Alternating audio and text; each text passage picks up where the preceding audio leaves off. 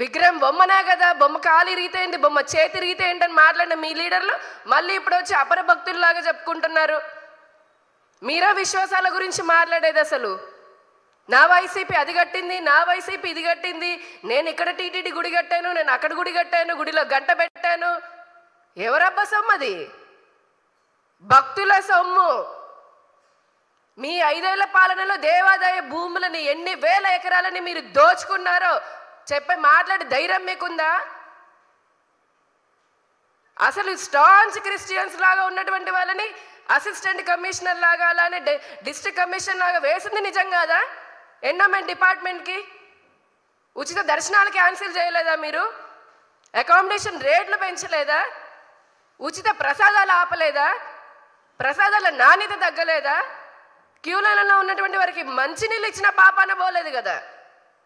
ఇప్పుడు వచ్చి సంతకం పెట్టమనంటే మళ్ళీ నేను మానవతావాదిని, మానవత్వం నా వాదం. ఏం మానవత్వం అయ్యా నీది?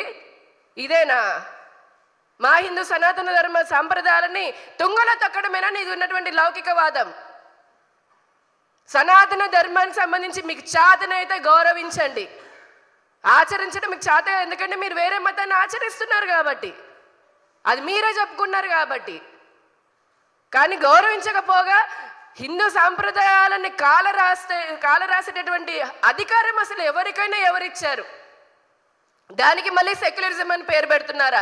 సెక్యులరిజం పేరుతో హిందూ దేవాలయాలను అపవిత్రం చేస్తాము, హిందూ ధర్మాలను నాశనం చేస్తాను, సనాతన ధర్మాన్ని నాశనం చేస్తామనంటే హిందువులు ఊరుకునేది లేదు.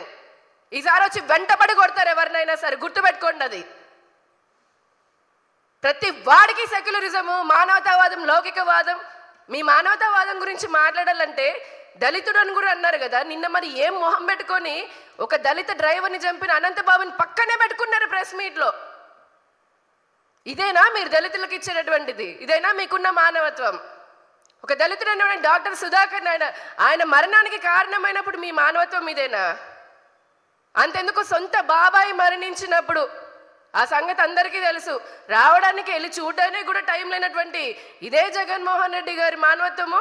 పాపం ఆయన అక్రమాల్లో అవినీతి చేసి జైలుకి వెళ్ళిన రాత్రి వచ్చి మళ్ళీ పలకరించిపోతాడు. ఇదేమి మానవత్వం? నీ ఇంటి పక్కన ఆడపిల్లలకు అత్యాచారం చేశారు, వేలాది మంది మహిళలు, అమ్మాయిలు మిస్ అయిపోయారు, అప్పుడు నీకు అనిపించలేదా మానవత్వం? ఎంతోమంది ప్రశ్నించిన వారిపైన కేసులు పెట్టి అన్యాయంగా వారందరినీ జైల్లోకి పంపించినప్పుడు నీకు లేదా మానవత్వం? ఆడబిడ్డలని, ఆశా అంగన్వాడీ వర్కర్లని, అమరావతి మహిళా రైతులను బూటకాలతో దండించారు. ఆఖరికి నాతో సహా హిందుత్వం కోసం ప్రశ్నిస్తున్న నా మెడలో ఉన్న అమ్మవారి పైన మీ పోలీసు ఎస్ఐ బూటకాలతో నా మెడ పైన పెట్టినప్పుడు మరి ఏమైంది మానవత్వం? ఒక మహిళలాగా మమ్మల్ని ఈడ్చుకుని బట్టలు చింపినప్పుడు ఏమైందని ప్రశ్నిస్తున్నాం. నీ పాలన అంత దరిద్రంగా ఉంది కాబట్టి ఈ రోజున ఈ గతిగా పట్టింది మీ వైసీపీకి. ఇప్పటికైనా బుద్ధి తెచ్చుకోకుండా మళ్ళీ ఎదురుదాడేంటి? ఇష్టారాజ్యం వచ్చినట్టు మాట్లాడడం, అహంకారంతో మాట్లాడడము. ఏది చెప్పినా నడిచిపోతుంది, ఏది చేసినా నడిచిపోతుంది అని చెప్పని ఇంకెంతకాలం? మీ రాక్షస పాలనను చూడలేకనే కదా ప్రజలు ప్రభుత్వాన్ని మార్చింది.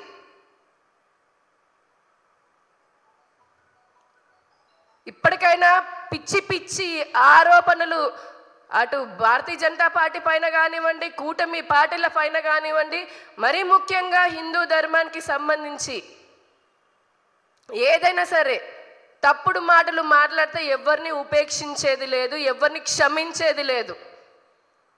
మీకు దమ్ముంటే హిందూ దేవాలయాలు అసలు 5 ఏళ్లలో మీరు చేసి ఉండాల్సింది. నిజంగానే మీకు అంత విశ్వాసమే లేదు, మీ నుంచి అనుకోవడమే మాది వృధా. ఎన్ని అక్రమంగా దేవాలయాల చుట్టూ చర్చిలు వెలిసాయి. సెక్యులరిజం అంటున్నారు. వాటికన్ సిటీలో వేరే మతం వాళ్ళది ఉంటుందా? వేరే ప్రార్థన మందిరం ఉంటుందా? మక్కాలా ఉంటుందా?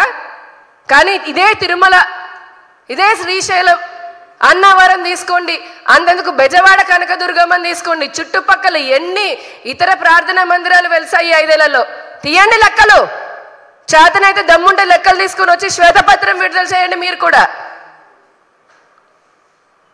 ఇన్ని పాపాలు చేస్తూ ఈ రోజున మీకు మాట్లాడే నైతిక హక్కు కోల్పోయారు. ఏం మొహం పెట్టుకొని మళ్ళీ మాట్లాడుతున్నారో మీకైనా అర్థం కావాలి. ఇప్పటికీ ధర్మాన్ని భ్రష్టు పట్టించింది చాలు, ఇంకా ఇంకా కూడా ఇలానే బుద్ధి తెచ్చుకోకుండా చేస్తామంటే మటుకు ఏ విధంగా బుద్ధి చెప్పాలో ఆ విధంగా బుద్ధి చెప్పడానికి కూడా హిందువులందరూ కూడా సిద్ధంగా ఉన్నారనేది మరీ మరీ హెచ్చరిస్తున్నాం వైసీపీ నాయకులకి. బీజేపీ నాయకులను అనడానికి మీకు ఏమాత్రం అధికారం లేదు. ఒళ్ళు దగ్గర పెట్టుకొని ఈసారి నుంచైనా స్పృహలో ఉండి మాట్లాడాల్సిందిగా హెచ్చరిస్తున్నాం వైసీపీ నాయకులని. మీడియా ముందుకు వచ్చి ఏది పడితే అది మాట్లాడితే కుదరదు. అది మీకే కాదు, హక్కులు చట్టాల మాకు ఉన్నాయి. మా ధర్మాన్ని ఎలా కాపాడుకోవాలో మాకు తెలుసు.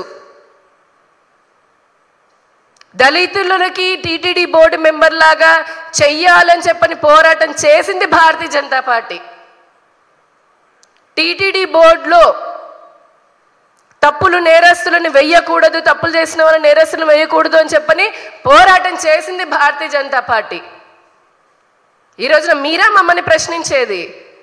నేను ఛాలెంజ్ చేస్తున్నాను జగన్మోహన్ రెడ్డి గారు, ధర్మం గురించి రండి, నాలాంటి సామాన్య కార్యకర్తతోటి మీకు తెలుసో ఎంత తెలుసు నాకు తెలుసో మాట్లాడదాం.